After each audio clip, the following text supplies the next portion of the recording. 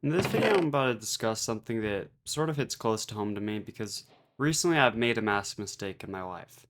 And I feel like talking about mistakes and being cognizant of the entire atmosphere around mistakes and how we feel about them, how we treat ourselves because of them is very important.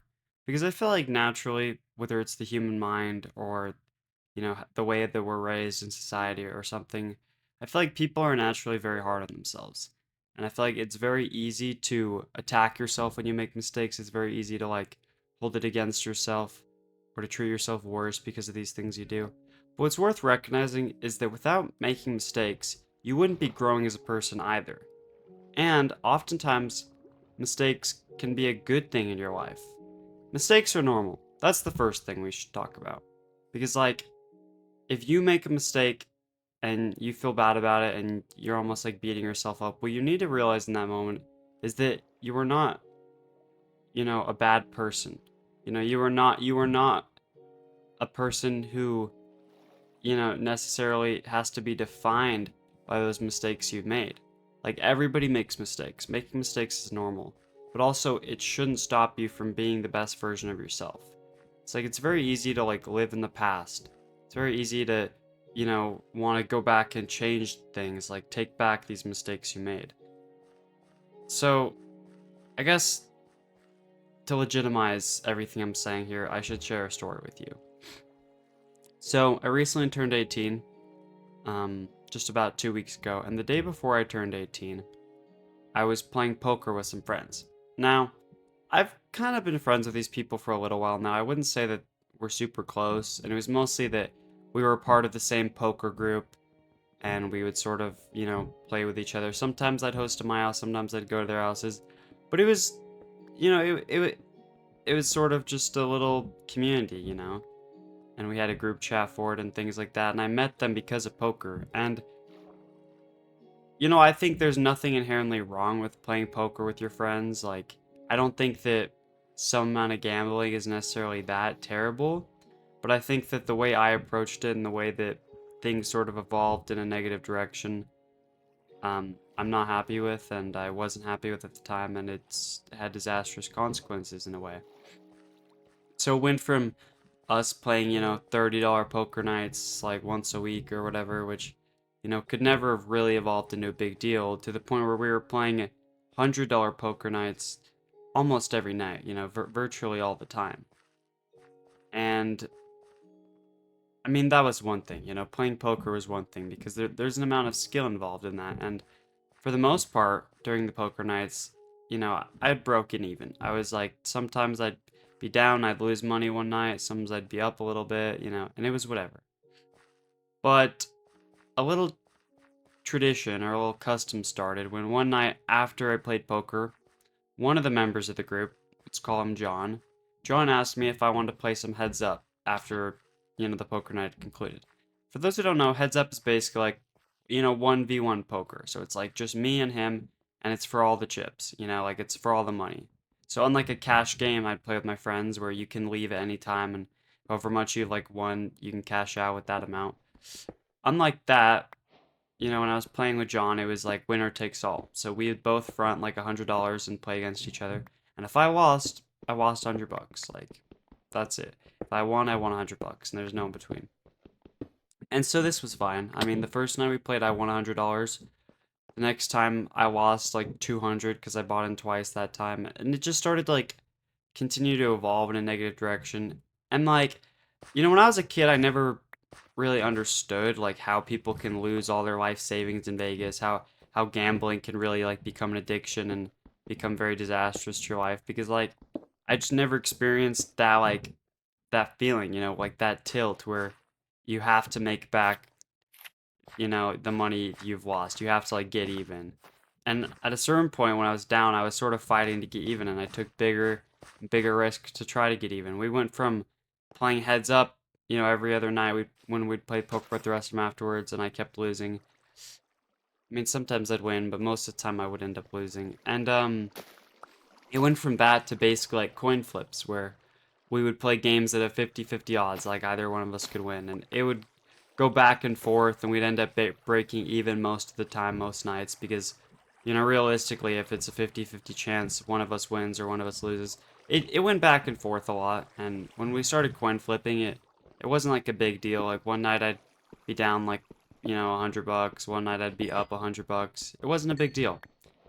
But there was one particular night where, things sort of just went out of control. I for whatever reason started to lose, and I tried to chase the losses by like, doubling the amount to try to get even, almost like some terrible version of like the martingale strategy. Like I was down like $100, and then I lost that, and I was down like 200, and then I wanted to do a $200 coin flip. I mean, I say coin flip is actually pineapple pots, which is basically poker, but it is 50-50 odds, so you can call it a coin flip. But anyway, like, I went from that 200 to I lost that 200, and suddenly I wanted to do a $400 flip because I figured if I won any one of these coin flips, I'd get even, right? And the odds, I thought, because I was tilted, were in my favor eventually because if it's 50-50 chance, what are the odds a coin lands on heads 5 times in a row? Like, they aren't incredibly high. So I figure if I just kept chasing it, eventually I'd win one coin flip and I'd be even, and that'd be it. So it went from 200 to 400 to 800, and then to like 1200 in the end. So I didn't exactly, like, by the end, it wasn't fully like, even coin flips. But anyway, I ended up losing $1,000 that night, more or less. I I've tried to distance myself from that memory and tried not to let it emotionally affect me. So I haven't done all of the math since that first night, but it was around $1,000. And $1,000 is a lot of money. It's not like life changing, like lose all your money in Vegas and kill your ex-wife kind of money, but it is a lot for someone my age in my specific situation, and it was a massive mistake. I mean, up to that point, I'd been working part time at a grocery store, where I live, and I was only making 12 an hour. So when I did the math, like how many hours I was working, I was making about $500 every 2 weeks. So that $1,000 was about a month of part time work at this grocery store. And that's one thing. I mean, I lost an entire month of working at this grocery store, and that really sucks because like that wasn't exactly an enjoyable experience working there. And $1,000 is a somewhat significant amount of money. I mean, I could buy a nicer gaming computer. I could, you know, I could do a lot with that kind of money. And losing it felt really terrible, honestly. I mean, as it naturally would. But it wasn't just that I lost that month of work. It was also like how difficult that month of work was for me compared to other people. Like I have something called Pompe disease. It's sort of like an autoimmune that interacts with your body in all kinds of different ways depending on the people. But for me, that's like it's manifested in this way where I have really bad acid reflux and really hard time breathing and all of these sort of like uncomfortable like digestive and respiratory sensations. And so it's been hard for me to consistently work. I mean, I'm only 18, so there hasn't been that much of like a drive to consistently work, and my parents are understanding of my situation and my health issues.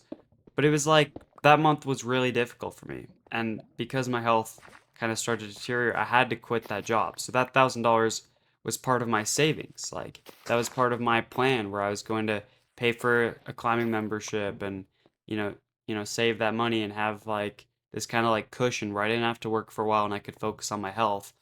But because I had made that mistake, because I'd done that thing, there went my cushion. Like I just remember the second it was over and I realized I lost that last coin flip and there was no chance of getting even, and it really just sank in. Like it was just such a terrible feeling. I can't even describe. Like the entire next day. The next day was actually my birthday, so it felt like my entire birthday was ruined because I made that mistake.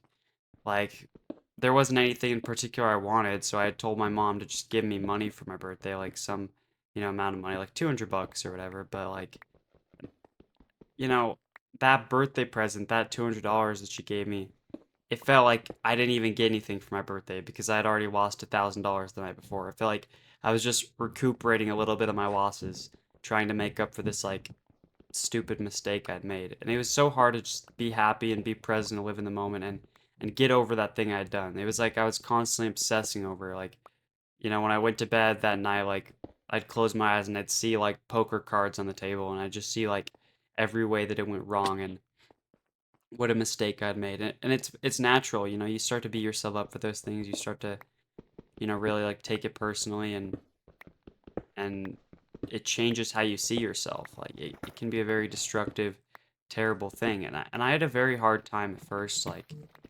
getting through that, overcoming what had happened in that situation, like overcoming that loss.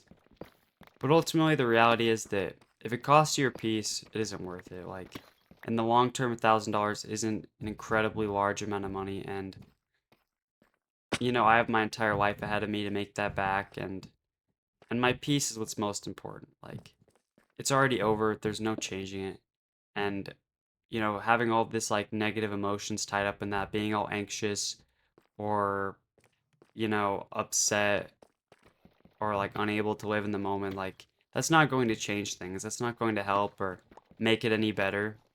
And I think that it was almost worth the experience because like I'm more aware of, gambling, like I said before. I'm more aware of like how destructive it can be, how addicting it can be, and I made that mistake. And I'm confident that I'll never make that mistake again. So as terrible as that was and as bad a mistake as that was, like I've grown and learned and become a different, better person. Like at the end of the day, when you're on your deathbed, you're not going to be thinking about every mistake you made. You're going to be thinking about the experiences you had and the lessons you learned. And so, whatever mistake, even if it's something absolutely terrible, even if it's something much worse than what I did, you are still alive. You still have the chance to make it right or to move on and find peace and happiness despite all of that. Like, you always have. Okay, he just like fell into this hole. That's hilarious. Oh my gosh, I can't believe that just happened. I was like just trying to throw my stuff away and he just fell in there. Anyway, but yeah, like you can obsess about what happened for all of eternity, but there's no changing it. There's no going back in time. And gambling is so hard in that way because I almost feel like I can undo that mistake. If I saved up the money and did a $500 coin flip, or I mean a $1,000 coin flip again, I could be even. It's like something about the human mind. Oh, I'm about to die. I'm about to die. I'm about to die. Okay, no. Okay, I'm good. What was I saying? Yeah, but anyway, like I think there's something to be said that the human brain, wants to try to get even, whether it's money or whether it's, anything else, any mistake you've made. You're trying to fix that. You're trying to like make it even, trying to make it right again. But sometimes there's no making it right. Sometimes there's no making it even. Sometimes trying to chase that mistake and fix it just makes it worse. And sometimes instead what you have to do is just be able to forgive yourself and find peace and just let go and move on with your life. I mean, as hard as that can be at times, as much as that seems like, oh, well, duh, I'll just move on and let it go. Like, really, what I've found in my experience that that's the best thing you can do. And it's almost the only choice you have in that situation. It's either you live your entire life stressed out about this thing you can't undo, or you just move on and learn from it. With that, I think we'll leave the video off here. Found some diamonds today, so that was sick.